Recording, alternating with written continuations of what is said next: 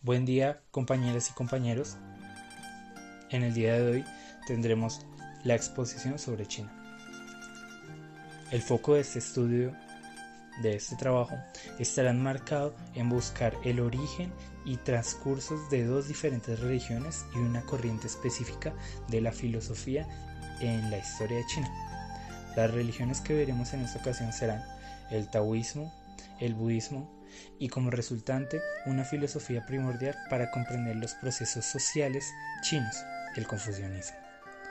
China, con un territorio de 9.6 millones de kilómetros cuadrados, tiene una historia profunda, extensa y maravillosa, pero en esta ocasión nos preocuparemos por la trascendencia, origen, cultura y formación teológica en la antigua China, además de podernos imaginar el impacto posterior de estas mismas en el país oriental. El taoísmo. El taoísmo tiene como fundador a Lao Tse. Para empezar, muchos investigadores creen que esta es una figura legendaria. Sin embargo, la tradición china nos dice que Lao Tse vivió en el siglo VI a.C. Además, contemporáneo de Confucio, nació en el sur de China, exactamente en el estado de Shu. Sus enseñanzas están basadas en el análisis de la naturaleza con el fin de tener certeza acerca del funcionamiento natural de la existencia. Esta visión es la que toma como punto de partida para analizar el funcionamiento de la naturaleza universal y dual, lo que es llamado como yin y yang. Y luego de esto se amplía a tal punto de ahondar en el origen cosmológico del universo.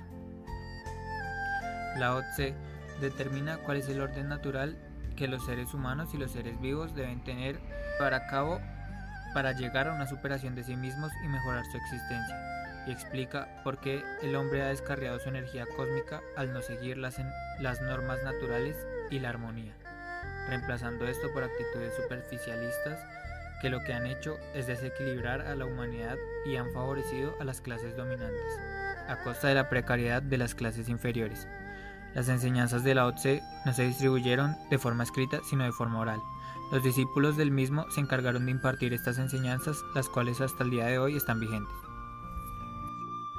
En oposición del budismo, el cual surgió en la India pero se volvió estrechamente notorio en China, el taoísmo surgió de las observaciones y creencias de la nación china.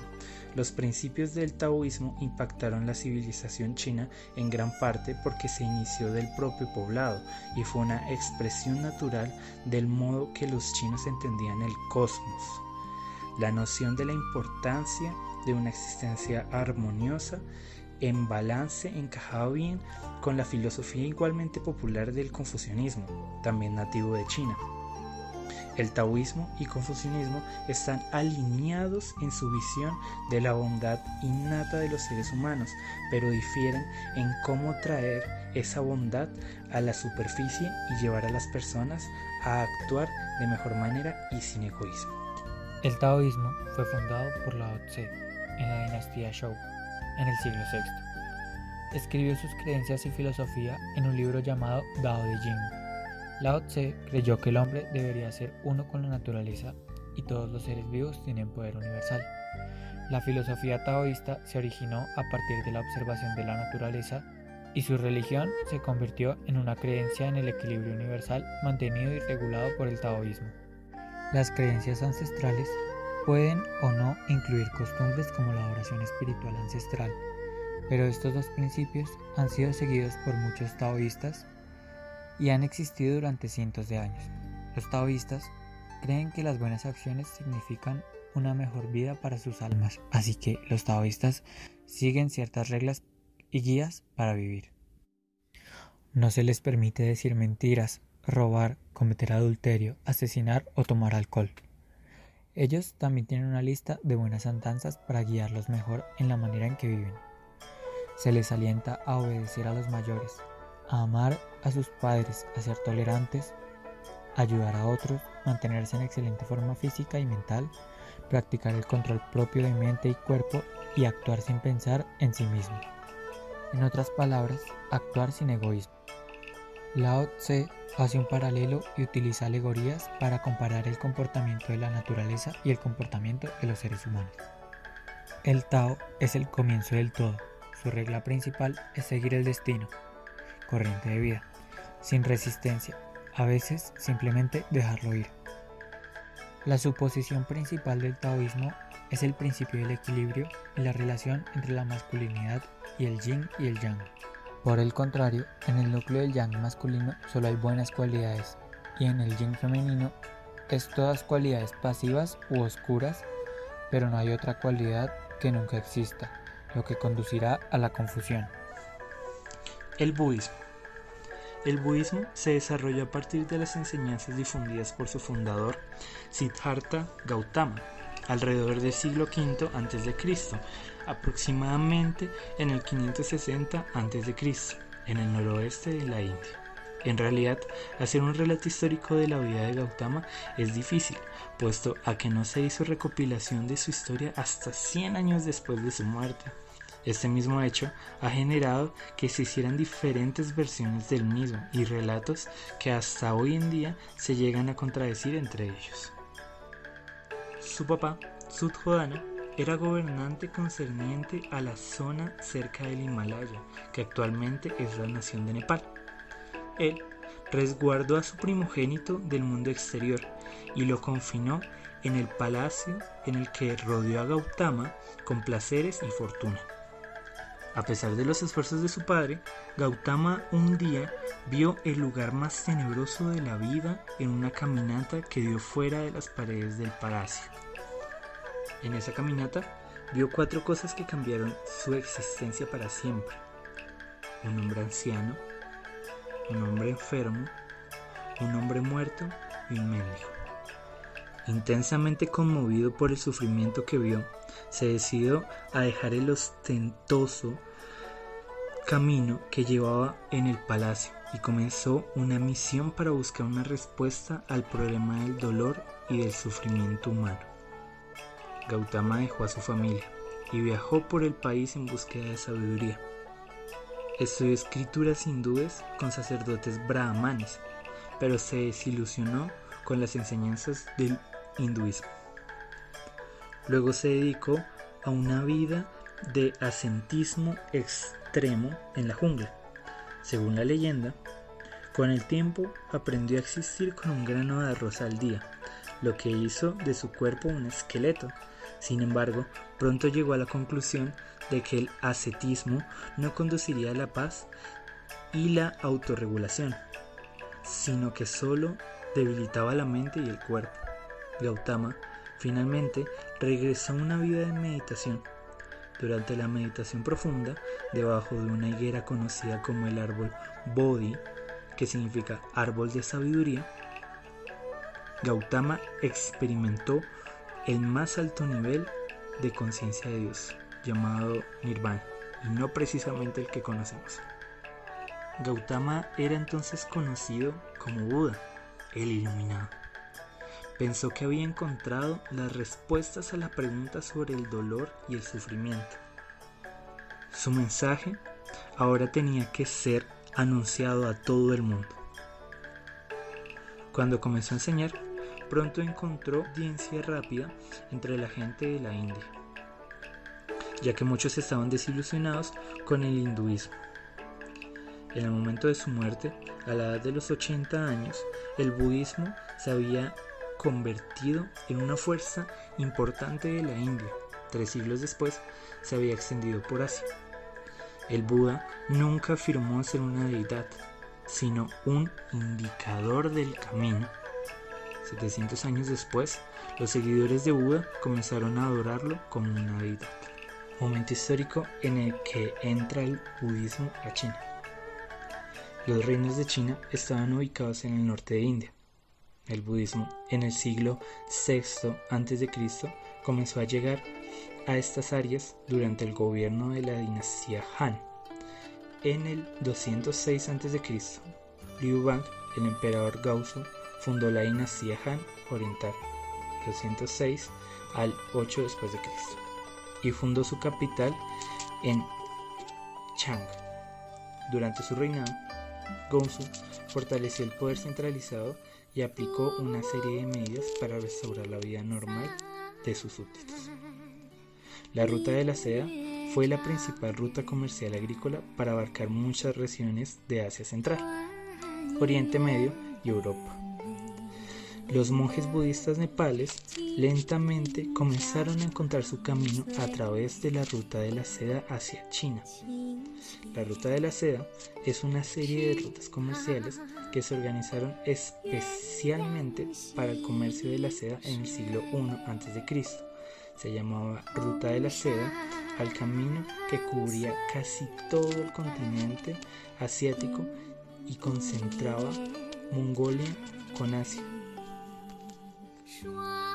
Conectaba Mongolia con Asia, el subcontinente indio, África, Europa, Siria, Turquía, Arabia y Persia.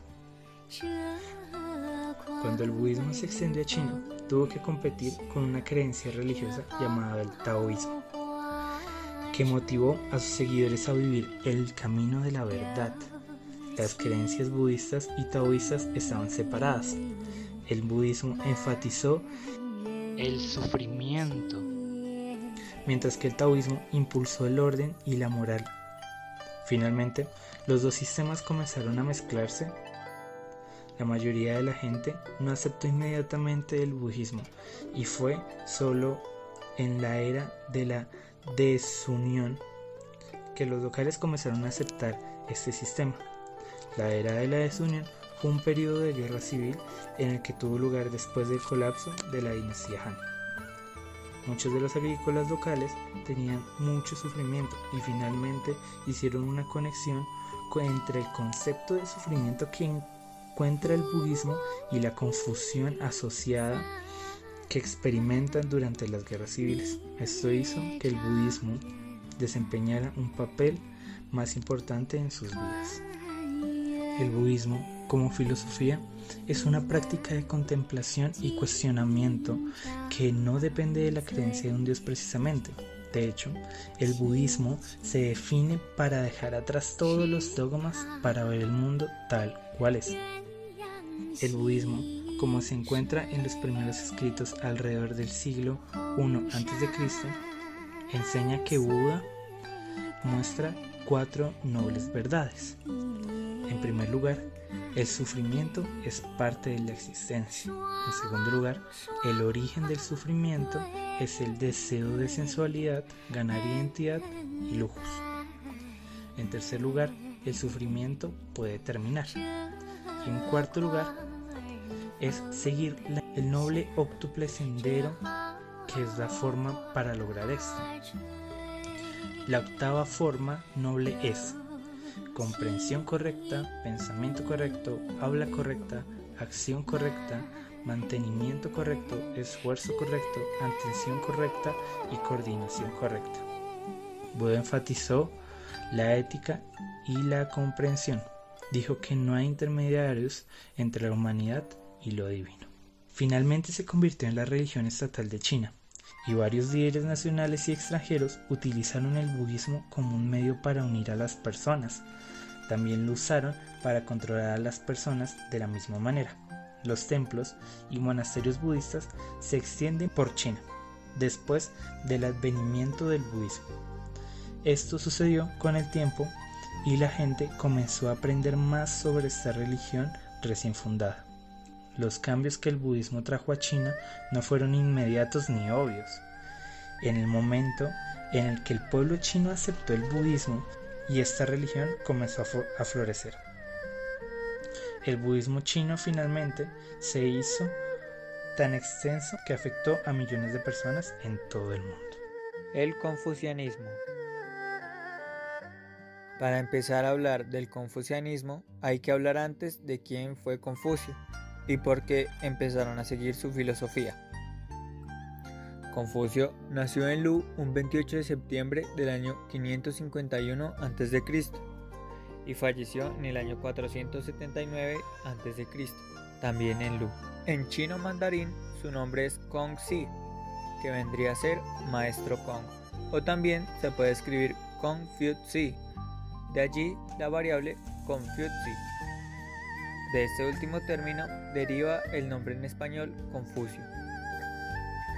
Confucio nació en el antiguo estado de Lu, donde hoy día viene a ser la provincia de Shandong. perdió a su padre a la edad de 3 años y quedaron en la pobreza. Pero a pesar de ello, Confucio tuvo una muy buena educación. Su madre le pagaba a maestros particulares. A lo largo de su vida, Confucio fue maestro, carpintero y funcionario del estado de Lu, donde ejerció varios cargos.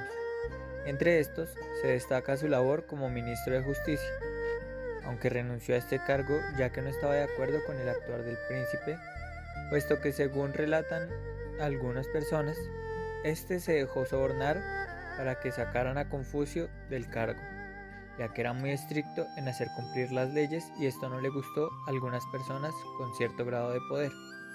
El confucianismo está principalmente centrado en los valores humanos y virtudes, en dos términos bastante importantes, los cuales son Li y Ren.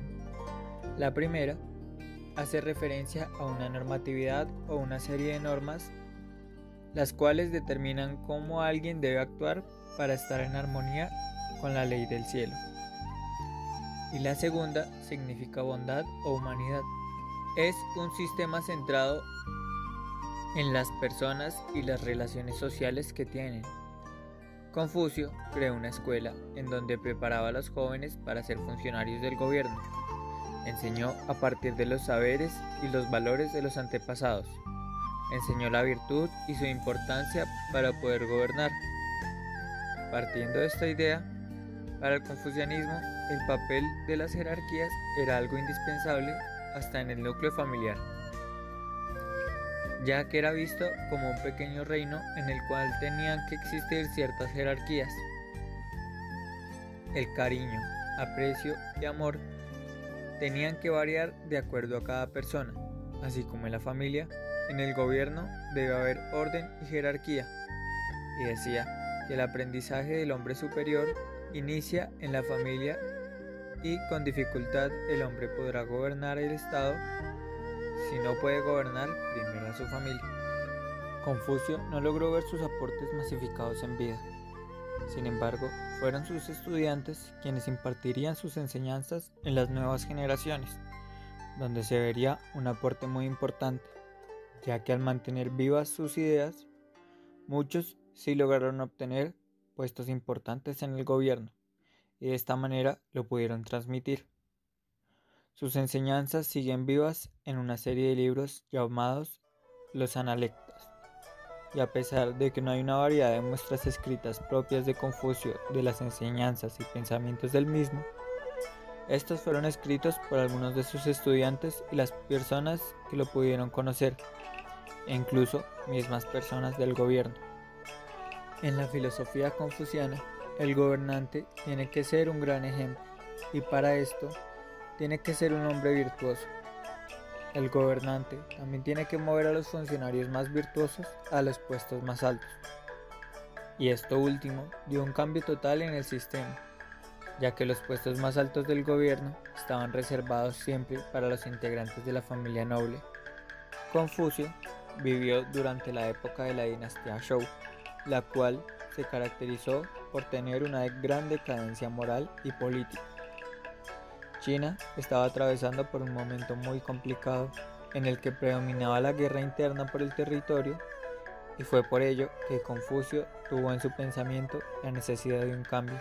Fue aquí cuando se da a conocer en sus objetivos filosóficos, y los cuales eran alcanzar un gobierno perfecto a partir de la virtuosidad y una moral política. Como mencionamos anteriormente, no pudo ver su gran aporte y la increíble influencia que tuvo no solo en China, sino en varios países del continente asiático. Fue ya cuando había fallecido que sus ideas tuvieron tal impacto. En la época de la dinastía Han, el confucianismo tuvo un papel muy importante, ya que sus reyes adoptaron las enseñanzas de él y otro gran filósofo como lo fue Lao Tse.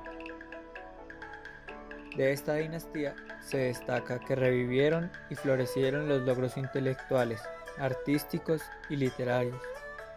Además, fue en el periodo Han que se produjo al historiador más importante de China, Sima Qian. También Se destaca de esta dinastía uno de los inventos más importantes, el papel. Más tarde, en la dinastía Tang, y con mayor prominencia en la dinastía Song y Ming, se vuelven a retomar y adoptar las enseñanzas de Confucio, pero con unos cambios. A esto se le llamó neoconfucianismo, donde además de adoptar enseñanzas del confucianismo, se incorpora también el budismo y el taoísmo. Por último, veremos las conclusiones de cada una de estas filosofías u religiones. En primera medida, veremos el confucianismo. Esta doctrina confuciana ha sido considerada como algo más que una religión, aunque si la consideramos como tal, podría definirse como una organización social basada en esquemas morales, ya que la virtud ha sido el elemento más sobresaliente de la misma. Confucio busca enseñar la virtud, utilizando la moral como un tipo de brújula en la cual su norte viene a ser lo correcto. Como conclusión, en el budismo, podemos decir que es básicamente una religión no teísta, pero también representa una filosofía, un método de educación espiritual y un sistema psicológico. Como conclusión del taoísmo, podemos decir que este es un sistema de filosofía de vida, basado primordialmente en el Tao, que la tradición atribuye al filósofo Lao Tse. Sus enseñanzas parten del concepto de unidad absoluta y al mismo tiempo mutable denominado Tao, que conforma la realidad suprema y el principio cosmológico y ontológico de todas las cosas. Lleva más de 5.000 años ejerciendo su influencia en China. Además, propone la armonía entre los seres vivos y la naturaleza, y por medio de esta interacción llegar a la superación de sí mismos y mejorar su existencia. Finalmente, estas son 3 de las corrientes filosóficas más importantes de la China antigua y de la China de la era actual. Muchas gracias.